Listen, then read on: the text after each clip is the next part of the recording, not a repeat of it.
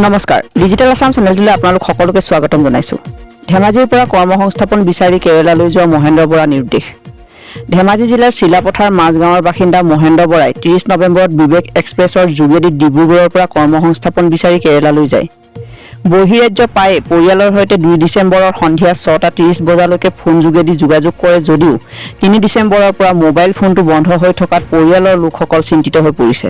বৃহস্পতিবাৰ আছিলে 30 তাৰিখ 8:55 ট্ৰেইন আহিছিলে।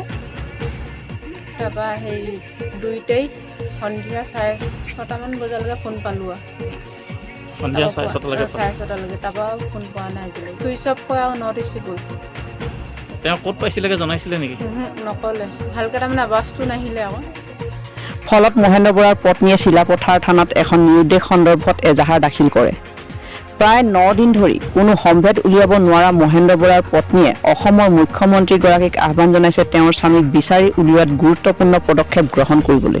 കേരളത്തിൽ പോയ ഞങ്ങളുടെ ചേട്ടനെ കാണാനില്ല. ഇപ്പോൾ പോയിട്ട് 10 ദിവസമായി. ആരെങ്കിലും കണ്ടുകിട്ടുന്നവരുണ്ടെങ്കിൽ ഈ നമ്പറിൽ ഫോൺ ചെയ്യുക.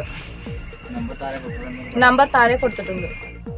আনহাতে কোনো হদাশয় ব্যক্তিয়ে যদি নিৰুদ্দিষ্ট মহেন্দ্ৰ বৰাৰ সংসূত্ৰ পায় তেন্তে 9074833038 নম্বৰত যোগাযোগ কৰিবলৈ আহ্বান জনাইছে পৰিয়ালৰ লোকে। চিলাপথাৰৰ পৰা বনমালী মহন্ত, ডিজিটেল আসাম।